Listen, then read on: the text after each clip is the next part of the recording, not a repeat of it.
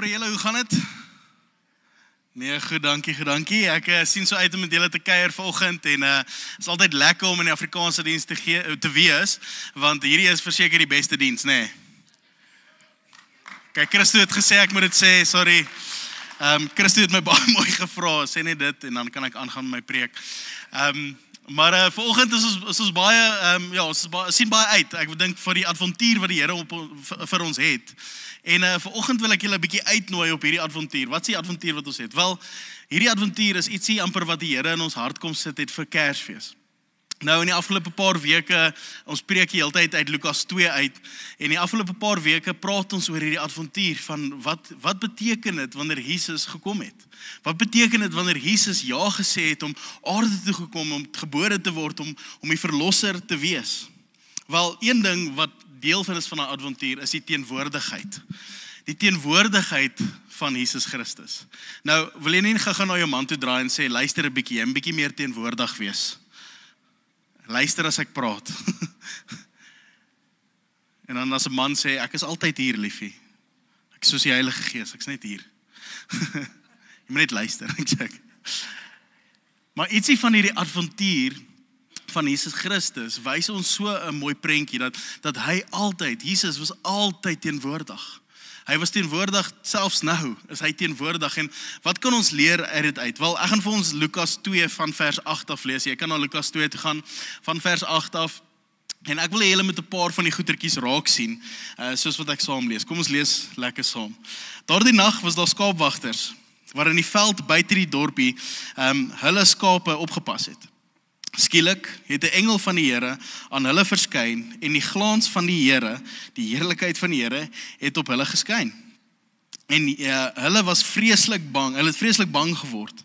Maar die engel het vir hulle gesê en hulle reggestel en gesê, moenie bang wees nie.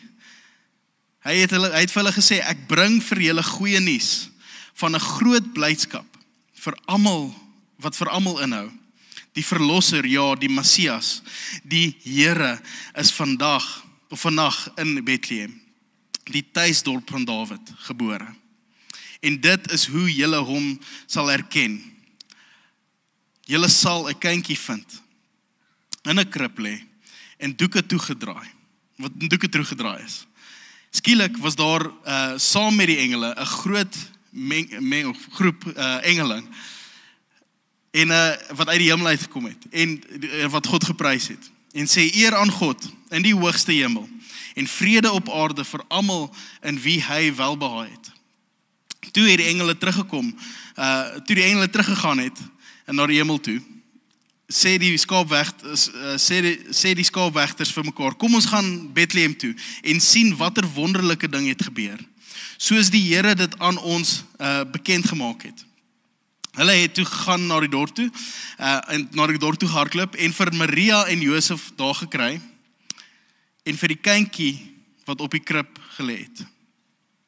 En toe het die skaapwagters vir almal gesê, of vertel wat gebeur het, en wat die engele vir hulle vertel het oor die kindjie.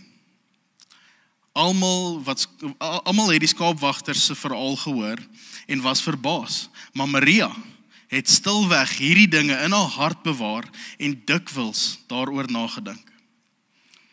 Nou die skaapwagters het teruggegaan na die veld toe en hulle kuddes terwyl God verloof en geprys het oor wat die engele vir hulle vertel het, en omdat hulle die kind gesien het, net soos die engele gesê het.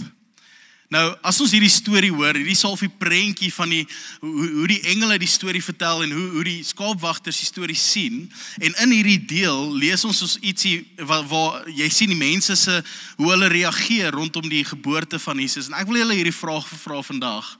Hoe moet 'n mens reageer rondom die geboorte van Jesus? Hoe sien ons dit? Hoe sien jy die geboorte van Jesus? Is dit 'n storie wat ons elke Kersfees lees? Is dit ietsie wat ons net sien en ons sê, Jesus is gebore, maar dit is nie so belangrik nie, ons moet wag tot die kruis, dis die belangrikste. Hoe kyk jy na die geboorte van Jesus? Want ek wonder, as ons vandag die prentjie kan sien, dat wanneer Jesus gekom het, het hy nie net gekom om aarde toe te kom nie. Jesus het gekom om naby jou te wees. om naby jou te wees in elke oomblik van elke dag. En ek weet vir elkeen van ons is dit, maar hoe hoor ek sy teenwoordigheid? Hoe hoor ek die Here se teenwoordigheid? Hoe hoor ek Jesus in my eie lewe? Wel, ons 3 goed wat ek graag met julle wil deel vandag. Nommer 1, luister mooi. Sê gou vir die persoon langs jou, luister mooi. En dan die ander persoon langs jou sê vir hom, maak vrede. Nie net, okay, dalk het ek nou net daai fight gehelp op pad hiernatoe. En die laaste een is, moenie vrees nie. Nou in hierdie storie lees ons hierdie goed, en ek gaan al vir die storie agteruit preek, as julle my sal toelaat, maar in Lukas 2:17 en 18, is hierdie oomblik waar ons sien, die skaapwagters het vir almal vertel wat gebeur het, so hulle het nou al hierdie goed gehoor, hulle het gehoor wat die engele vir hulle gesê het, hulle het vir Jesus gesien, toe vertel hulle die storie wat die engele vir hulle vertel het, en almal wat die skaapwagters gehoor het, wat hierdie verhaal gehoor het, was verbaas. Hoekom? Want hy was 'n skaapwagter. Dit was 'n herder, hierdie ou wat regtig nie chat nie, die ou wat saam met die skape, weet, in die veld rondloop en met die skape praat, hy's dalk 'n bietjie mal partykeer. Maar hierdie persoon kom vertel die verhaal en die mense is verbaas. Nou, ons werk as ouens wat preek, is ons grootste werk is om seker te maak, julle word nie bord hierson nie, want dit sal 'n sonde wees.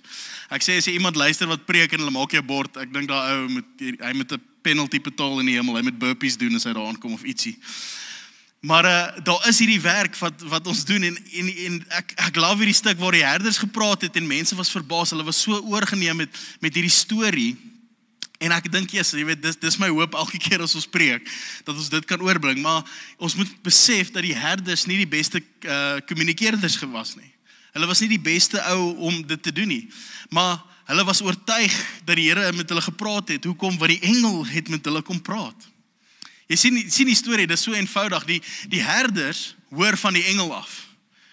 Nou, wanneer jy van 'n engel af hoor, dis regtig eenvoudig, is dit nie? Wie van julle het al engel gehoor praat? Ek so gedink. Jy sien, wanneer die Here vir my sou kom sê, Brent, daar so in daai dorp is Jesus, gaan daartoe en is 'n engel wat dit vir my sê, is ek so sharp. 100%. Hoe laat moet ek ry? Dis eenvoudig. Maar dan kom die mense daar, dan kom die herders daar aan, en hulle kom aan en hulle sê vir die mense, hier's wat die engele gesê het, en ek dink paar van die ouens kon gewees het, het 'n bietjie min water gedrink. En onmiddellik die stukkie wat normaal is, word ook amazing. Hoekom? Want as 'n engel met jou praat en sê, Jesus, dis eenvoudig. Maar as 'n herder dit vir jou sê, begin jy twyfel, en hoekom doen ons dit as mens? Wel, ons doen dit, want ons dink Jesus praat net in die groot oomblikke. Nee, sy teenwoordigheid is in die klein oomblikke ook. Wat sê ek? Moenie die gewone manier miskyk waarop God met jou praat nie. Moenie daai gewone manier miskyk nie. Die Here kan 'n herder gebruik om met jou te praat. Hy kan die call God van die Ou Testament gebruik. 'n herder. Hy kan 'n call God gebruik. Hy kan enige iemand gebruik om met jou te praat. Enige iemand. Hoekom? Want dis wie Jesus is. Hy praat nie net in die groot oomblikke nie. Jesus praat in die klein oomblikke. In elke oomblik. En ons lees hierdie storie, want as ons hierdie storie lees, dan sien ons hierdie oomblik wat die engele gepraat het en die skaapwagters was soos, dis amazing, ons doen dit. En dan sien ons hoe die skaapwagters praat en hulle glo dit ook. Hoekom? Want die storie gaan nie oor wie die storie bring nie. Die storie is, dit is Jesus. En my vraag vir jou in jou lewe is, soms miskyk ons of ons kyk, jy weet, ons mis dit heeltemal dat Jesus is besig met ons te praat, want hy praat deur die eenvoudige goed. Jy sien, wanneer jy die Bybel lees, lees jy die stories van eerstehandse half openbarings.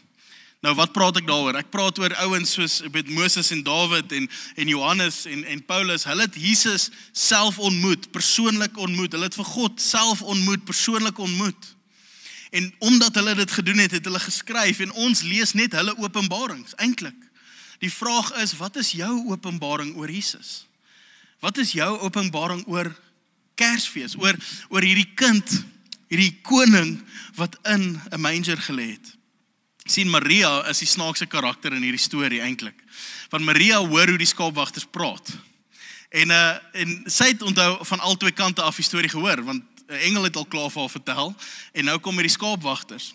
En dit sê hierdie in Lukas 2:19, dat Maria het stilweg hierdie dinge in haar hart bewaar, en dikwels daaroor nagedink. Die skaapwegters kom sê vir hulle wat al klaar gebeur het. Nou Maria was, jy weet, jonk. Ek sou gedink het Maria sou so gereageer het. Hallo herders. Ek weet, Gabriel het my al 9 maande terug vertel. En ek wil net vir julle sê, hallo, hy's hier. Kom aan, julle so last Passover. Want hy was 'n tiener, so het sy 10 en so gepraat, jy weet. Ek sê maar net. Maar as ons dink oor Maria, wat doen sy? Sy vat hierdie doodgewone mens, wat 'n doodgewone ding, of 'n beautiful ding vir haar vertel in 'n doodgewone manier, want dit was 'n skaapwagter, ek kon nie goed praat nie, en sy vat dit, en sy vat dit in haar hart in. Luister, ons kan nie net die groot oomblikke vat wat die Here met ons praat, as sy teenwoordigheid in daai groot oomblikke. Yes, ek het die Here beleef in worship, of ek het die Here beleef in hierdie preek, of ek het die Here beleef in hierdie podcast. Jy kan die Here ook beleef in 'n koppie koffie. Jy kan die Here ook beleef in jou kar. Jy kan die Here ook beleef in elke oomblik.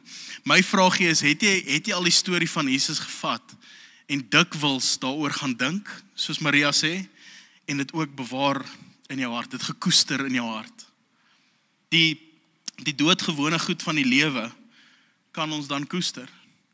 Die doodgewone eenvoudige ding, een van die goeders wat ek in my eie hart op die heilige oomblik is Matteus 5, 6 en 7, besig om weer daardeur te lees, die Sermon on the Mount van Jesus, en ek is regtig besig om daai stuk skrif te vat en te vra, Here, wys my, wat wil U sê? Here, wys my die prentjie. Want hoekom? Want as ek daai skrif wat ek ken, daai preek agterste voor, ek ken hom, ek verstaan hom, maar die probleem is, ek dink hy's nog normaal, of dit is net 'n eenvoudige ding. Maar wat van ek vat daai skrif wat ek jare en jare ken, en ek gaan sit en ek vra, Here, sit hierdie dieper en dieper in my hart. Sien, sy teenwoordigheid werk so. Hy is teenwoordig in die groot goed en in die klein goed. Die tweede ding is, maak vrede. Nou in Lukas 2 vers 12 tot 14, as ons nou 'n bietjie terugskuif, daar's 'n heel op die einde wat die engele praat en hulle sê, eer aan God aan die hoogste hemel en vrede op aarde vir almal in wie hy welbehae het. Nou, wat bring hy? My vraag is, wanneer jy God se genade begryp, sal jy werklik vrede vind. Nou, die engele praat hier oor vrede, mag die Here se vrede met jou wees. Ons sing dit ook altyd as ons Kerssangdiens doen, en ons sing oor die Here se vrede op aarde, maar ek gaan dalk 'n klein afwyking hierso hê in die preek, maar ek wil vra, hoekom het ons nie daai vrede nie? Hoekom mis ons peace in ons lewe, die vrede van die Here? Wel, ek dink dit kan 'n paar goed wees. Ek dink 'n paar van ons sit dalk hier as gelowiges en 'n paar as nie gelowiges nie. En die probleem is nie dat, God op sy eie mission is en ons doen ons eie ding nie. Die probleem is dat ons moet verstaan dat God 'n wil het. En hy het 'n wil vir die wêreld, hy het 'n wil vir jou en vir my. En soms het ons nie vrede nie, want ons is in oorlog met die Here. Nou, dis 'n groot stelling. Brent, hoe kan jy sê ek's in oorlog, ek's besig met oorlog met die Here? Wel, eenvoudig dit, as 'n mens nie binne in sy wil leef, is jy besig om buite sy wil te leef. En dan is jy eintlik in oorlog met die Here. Jy's besig om buite dit te beweeg. Kom, ek gee vir jou 'n voorbeeld. Dalk sit jy as 'n nie-gelowige en jy sê, en nie ek nie, God is nie vir my nie, maar dis okay. Laat God, sy ding doen en ek doen my ding. Die probleem met dit is, jy's buite sy wil. Whether you like it or not, jy's buite sy wil en jy mis die feit dat hy ietsie vir jou het. Die probleem is, jy traai beheer neem van jou eie lewe. En die oomblik wat jy beheer traai neem van jou eie lewe, wat ek nou sal verduidelik, is jy eerstens besig om oorlog te skep, maar tweedens jy's besig om 'n werk te doen wat jy nie kan doen nie. Sien, selfs die godsdienstige persoon, die persoon wat kerk toe kom en al die regte goed doen, nie net die slegte goed doen soos die nie-gelowige dalk nie, maar die regte goed doen, om te sê, ek kom kerk toe, ek lees my Bybel, ek doen dit, want ek weet, wanneer ek bid, wanneer ek goeie goed doen, alles gaan die Here goed wees teenoor my. Die probleem is jy's besig met soos 'n undercover beheer. Jy's besig om eintlik vir die Here te sê, Here, ek wil hê hierdie moet gebeur, so ek gaan bid, ek gaan dit doen, sodat U dit vir my kan doen. Eintlik traai jy die Here beheer. Nou, waar lê die middelpunt? Waar lê die antwoord? Die antwoord is nie die vraag vandag, is jy 'n gelowige of 'n nie-gelowige nie. My vraag vir jou vandag is, verstaan jy die genade van Jesus Christus? Verstaan jy dat God nie geworried is oor die goed wat jy verkeerd doen nie, en selfs nie geworried is oor die goed wat jy traai goed doen nie. Die Here is geworried oor jou. Die Here is gestres oor jou en jou lewe, en al wat hy wil vir jou wys vandag is hierdie eenvoudige ding, die kenmerk, die prentjie van 'n volgeling van Christus, is eenvoudig dit, iemand wat besef hulle het genade nodig. Iemand wat besef genade is die antwoord vir alles. Iemand wat besef dat wanneer ek die Here se genade vir myself het, dan kan ek goed begin doen, dan kan ek begin groei, maar sonder sy genade is ons besig om 'n game te speel van beheer. En genade sê eenvoudig hierdie ding, Here, dis nie ek nie, dis U. Dis U wat alles doen, dis U wat my nuut maak, dis U wat my gaan help met my probleme, dis U. Jy sien, Jesus doen dit self. Jesus dryf die demone uit, hoekom? Want hulle is in oorlog teenoor hom. Maar hy dryf die Fariseërs ook uit, hoekom? Want hulle is ook in oorlog teenoor hom. Maar hoekom gaan sit hy met die prostituie en die tollenaars en die vissermanne, hoekom gaan sit hy met hulle? Want hulle is nie in oorlog met hom nie, hulle traai nie as hulle eie wil skep nie. Hulle gee oor teenoor die wil van Jesus. En hulle sit om die tafel en geniet vir Jesus. Jesus sit nie daar en sê, okay, maar nou moet jy jou lewe uitsort, of nou moet jy beter wees nie, of jy weet, nou moet jy nou jou tempeltax gaan betaal nie. Nee. Jesus stop daar en hy sê, hier is die punt. In my vind jy genade in die wil wat ek vir jou het. Jy sien, wanneer ons nie vreugde het in hierdie lewe, en ek dink Lukas skryf hier oor die stuk vreugde op aarde, is want Jesus het gekom toe hy gebore is, en hy het 'n nuwe wil gebring, 'n nuwe manier gebring, 'n pad wat God vir ons gemaak het gebring, en hy het gesê, deur hierdie persoon gaan ons vreugde vind. Hoekom? Want vreugde is nie in wat jy gaan doen vir die Here nie. Vreugde gaan wees om te verstaan, dat is deur die genade wat van Jesus gedoen het, dat jy lewe kan hê. En dit is regte vreugde, en dis hoekom partykeer, ek weet nie of julle so is nie, maar jy weet, as jy op vakansie gaan met familie, dan vra jy die Here altyd, elke dag, Here, gee ons vreugde. Ek sien na familie is hier, dis hoekom julle nie lag nie, nee. Maar dit is hoe ons partykeer voel, as ons moet altyd die vreugde bewaar, ons moet net die vreugde bewaar. En die probleem is, jy sal nooit genuine vreugde bewaar in jou eie hart, of in die mense om jou, as jy nie verstaan dat die Here jou lief het, en dat die vreugde kom van hom af, om te verstaan, ons almal het genade nodig. Selfs kyk jy vir jou vrou of jou man, of selfs kyk jy vir jou kinders en jou familie, en jy kom agter, ons is almal nie perfek nie, maar wat het ons nodig? Ons het genade nodig, want in genade kan goeie goed groei. In genade kan ons vorentoe beweeg. Kersfees beteken vreugde met God, wat lei na vreugde met anders. Maar vreugde met God vra, dat jy jou wil vat, en hom neerlê, en die Here se wil opneem. Jy nie traai vreugde vind met die Here, om hom te impress met 'n klomp goed te doen nie. Vind vreugde met die Here, om te sê, Here, U is groter as enige iets. Laaste ding, moenie vrees nie. Jy sien, in die begin van hierdie skrif, is daar die oomblik waar die engele na die herders toe kom, en hulle praat, en hulle sê, en ek het nou so 'n bietjie 'n ouer vertaling gelees, want dit is net 'n bietjie mooier daar, dit sê, meestens staan daar 'n engel van die Here by hulle, en die heerlikheid van die Here het rondom hulle geskyn, en daar was groot vrees wat hulle oorweldig het. Imagine daai oomblik, jy's 'n herder, en jy weet, jy's in die veld, jy sien maar die normale goeters elke keer, daar gaan 'n dassie, daar is al die goeters lekker, en hierso kom engele, en hulle verskyn, en hulle sê, en hulle verskyn die heerlikheid van die Here, daar's 'n vrees wat oor ons kom, wanneer ons die heerlikheid van die Here sien. En dan, die tweede ding wat gebeur is, die engele sê vir hulle, eenvoudig, moenie bang wees nie, want kyk. En dan vertel hulle die verhaal van Jesus wat kom. Jy sien, dis Kersfees in 'n vers vir my. Hoekom? Want ons is besig met ons eie lewe, en iewes skielik tree die Here in ons lewens in, en hy sê, moenie bang wees nie, want kyk, Jesus Christus is hier. Wie van julle is bietjie bang? Wie van ons leef 'n lewe van vrees? Waar ons konstant in 'n stuk vrees lewe. Dalk sit jy en jy worry oor volgende jaar, gaan ek nou daai werk kry volgende jaar Januarie, of gaan ons dit nou maak tot die einde van hierdie maand, of selfs, jy weet, ons gaan nou nie die Kersfees hou nie, ek sit nou hier in Bloemfontein, is amper Kersfees, ek kon by die see gewees het. En ek geen amen nie, okay, sê maar net. Selfs is ons bang. Die vraag is, waarvoor is jy bang? Is jy bang vir jou mislukkings? Wat is mense weet wat ek regtig doen? Wat is mense weet, wat is die Here my uitcall op die goed waarmee ek besig is? Is jy bang oor jou toekoms? Is jy bang oor wat voor lê volgende jaar? Is jy bang oor die dood? Ek is onseker waar ek staan met die Here. Sien, as jy nie self, as jy kan hierdie ding beleef en vir jouself leer en wys, is dat ons is besig, en ek dink dis die rede hoekom ons vrees het. Ons is besig met 'n werk waarvoor ons nie gekwalifiseerd is nie.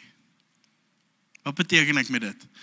As ons traai beheer vat van ons lewens en as ons traai ietsie wees wat ons traai wees in onsself, is jy besig om 'n werk te doen waar jy nie voor gekwalifiseerd is nie. Nou, wat beteken dit? Daar's mos hierdie saying wat sê, you're the captain of your own soul. You're the captain of your destiny. Jy moet jou lewe vat en hom bou en hom vat en groei en amazing doen dit, maar die probleem is, jy is die ene wat jou eie lewe moet lei. En ongelukkig, dis 'n werk waarvoor jy nie gekwalifiseerd is nie. So, hier's vir jou 'n lekker vraagie. Het jy al ooit 'n officer, 'n police officer so of gemaak asof jy ene is? Gemaak asof jy 'n police officer is, example. So, as ek nou my polisie outfit aantrek en ek gaan staan daar in die straat en ek wys vir mense, dis so 'n bietjie nerve-wracking want ek doen 'n werk wat ek nie eintlik vir gekwalifiseer is nie. Maar het jy al agtergekom as jy ietsie doen waarvoor jy nie gekwalifiseer is nie en iemand loop in wat gekwalifiseer is in dis, jy raak nie meer so half nervous nie, jy raak nou baie bang. Dalk was jy al by 'n party, ek het nou op varsity wat ek altyd mense try en pres. Ek was jonk en daar was 'n klomp girls en ek chat en ek sê nee, ek swat dokter. En dan sê hulle so 'n dokter, wow, want ek was nie in Bloem nie, ek was iewers anders, so hoe sal hulle weet? En toe loop daar iemand in wat 'n genuine dokter is. Toe begin ek stres. Hoekom? Want ek was besig met 'n werk waarvoor ek nie gekwalifiseerd is nie. Hoekom het ons vrees? Want as ons stories lees soos hierdie, sien ons vrees wanneer die Here se heerlikheid verskyn. Hoekom? Want as ons lees oor stories soos Superman of Iron Man, as hy opdaag, wat doen die mense? Hulle is nie bang nie, hulle is yay! Maar as ons lees oor Jesus of God wat opdaag, dan word mense bang. Want die Here sê, en ek dink een van ons stukkies vrees, is dalk nie al jou vrees nie, maar dalk het jy vrees in jou lewe, want jy is besig met 'n werk waarvoor jy nie gekwalifiseerd is nie, en as die Here daar intree, moet jy verstaan, jy is bang vir die Here, nie omdat net die Here se almagtigheid en sy heerlikheid amazing is nie, dis een punt, maar die ander punt is dat jy is dalk besig met sy werk, met die Here se werk, en jy moet 'n tree terugneem. Jy sien, wanneer ons dit doen, begin ons regte vreugde vind. Vreugde in die Here. Ek gaan vra dat die band my join op stage. Jy sien, as ons kyk na Jesus se verhaal, moet ons weet dat vrees is nie waar hy ons in geskep het nie. Hy het ons geskep in 'n plek waar ons met hom kan wees. En dis wat die engele vir hulle sê, onmiddellik. Die engele sê, moenie bang wees nie, want kyk. Selfde ding wat Jesus vir Johannes sê in die begin van die Openbaring, hy sê, Johannes, hy sit sy hand op Johannes se skouer en hy sê, Johannes, moenie bang wees nie. Ek is hier. Hoekom? Want ons het hierdie geneigtheid om te dink, ons moet alles beheer. Maar Jesus herinner ons deur sy geboorte, deur aarde te kom, dat hy in beheer is. Ek wil eindig met hierdie storie van Yuri Gagarin. Wie is Yuri Gagarin? Dis die ou wat die eerste keer in die space ingegaan het en die wêreld georbit het vir die eerste keer. Hy het in 1961 dit gedoen. Ek kan nie dit glo nie. Hulle het nie eens 'n WhatsApp gehad dan nie. Hoe kon hy dit doen? Maar toe hy in space was, het hy 'n famous quote. Paar mense sê hy het dit gesê, paar mense nie, maar kom ons sê hy het dit gesê. Waar hy gesê het, I went to space and I didn't see God. As 'n mens lees dit, dan dink jy, wat gaan aan? En C.S. Lewis het toe na dit 'n artikel geskryf in 1961, waar die artikel se naam is The Seeing Eye, en hy skryf 'n respons na Yuri Gagarin toe, en hy skryf hierdie, hy sê, no wonder you couldn't find God in space, because he's not there. Wow, nou wat sê C.S. Lewis? Sê hy dat die Here nie in space is nie, nee. C.S. Lewis wil vir ons iets wys, dat die Here se teenwoordigheid lê nie in 'n plek daarbo net nie. Dit lê iewers anders. Sien, as die eenvoudige ding, hy skryf in die artikel, is dit so mooi, hy sê, as jy op die tweede vloer bly, en as iemand op die eerste vloer, en jy wil met hom praat, jy het twee opsies, jy nooi hom op na die tweede vloer toe, of jy gaan af eerste vloer toe. Hy sê, dis presies wat Jesus kom doen het, is dit nie? God het besluit, die beste manier om teenwoordigheid met jou te hê, is om na die eerste vloer toe te gaan. Dis die storie van Dorothy Sayers. Ek weet nie of jy weet wie sy is nie. Sy het die boeke geskryf vir Lord Peter Wimsey. Daar was 'n ou series van hom wat gemaak was. Maar daar was hierdie detective, of hierdie persoon wat, 'n detective wat gegaan het en soos crimes gesolve het. Een van die eerste crime goeters, maar een ding wat julle moet weet oor Dorothy, sy was 'n Christen, lief vir die Here. Sy en C.S. Lewis het eintlik nog baie gepraat. En ietsie van haar stories is so mooi, want sy skryf hierdie storie oor hierdie Lord Peter Wimsey, 'n man wat gaan en hy verander die wêreld, hy solve crimes en alles. En halfpad deur hierdie storie sien ons hoe sy 'n karakter inskryf. Nou voordat sy hierdie karakter inskryf, kom ek vertel julle 'n bietjie oor Dorothy Sayers. Sy het haarself beskryf met 3 goed. Nommer 1, sy was een van die eerste vrouens wat gegraduate het uit Oxford uit. Tweedens, sy het in haar eie woorde gesê, sy is nie much of a looker nie. Sy is nie baie aantreklik nie, en sy het dit self gesê. En derdens, sy sê, sy love it om mystery fiction te skryf. Sy love it om te skryf. En in hierdie storie van Peter Wimsey, sien ons 'n karakter wat sy inskryf, iewers in die middel, met die naam van Harriet Vane. En Harriet Vane word so beskryf. Harriet Vane was een van die eerste vrouens wat Oxford gegraduate het. Harriet Vane, die vrou wat sy inskryf, sê, was nie much of a looker nie. En Harriet Vane, die vrou wat sy ingeskryf het gelove om mystery novels te skryf. Sien jy wat doen die skrywer hierso? Dorothy het in die wêreld wat sy ons geskep het, en die mens wat sy geskep het, gesien, daai persoon het iemand nodig, en ek is die beste fit vir hom. En sy skryf haarself in die storie in. En jy dink, wow, dis mooi, dis wat Jesus gedoen het, maar is soveel meer wat Jesus gedoen het. Weet, toe God hierdie aarde geskep het, en toe hy ons gesien het, het hy agtergekom, die beste ding vir ons is Jesus Christus.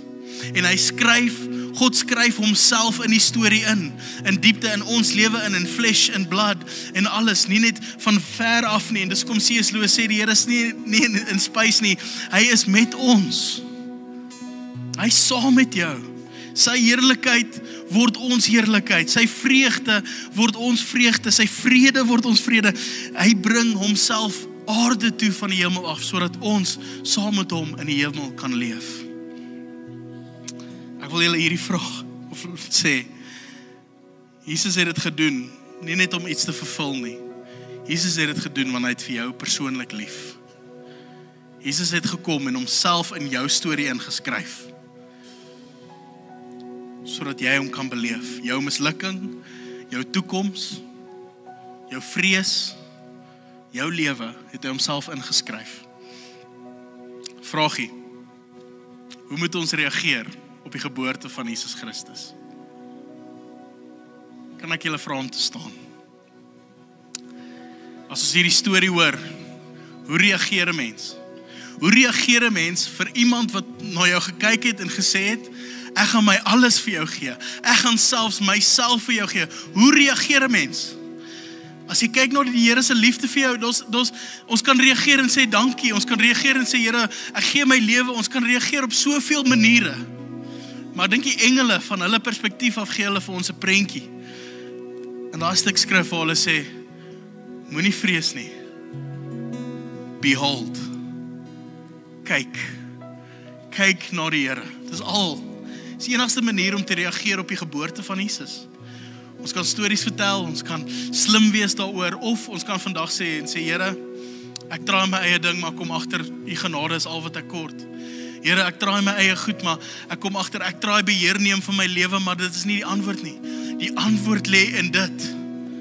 Moenie vrees nie, want kyk na die Here. Luister, sien hom in jou lewe. Hoekom? Want hy het homself in jou lewe ingeskryf. Jesus het besluit die beste plek om homself te sit is op hierdie aarde. Hoekom? Sodat hy naby jou kan wees. Enigste manier om te regeer is sê, Here, kan ek net beleef? Kan ek net kyk en sien hoe goed U is? Ek gaan vir ons bid en ons gaan 'n bietjie saam worship en as ons saam worship, wil jy net 'n oomblik vat om nie te try verduidelik of try iets wees nie. Wat van vir 'n oomblik behold, is 'n mooi woord in Engels, aanskou wie die Here is. Here, ons staan voor U vandag en ons staan as mense wat nie perfek is nie, ons staan as mense wat dalk selfs dink ons is perfek, maar weet Here dat waar ook al ons is, moet ons een ding besef, U genade, U liefde is vir ons en met ons. En vandag kan ons verduidelik en dankie sê, maar Here, mag ons vir 'n oomblik net staan en kyk na die heerlikheid van die Here en U goedheid.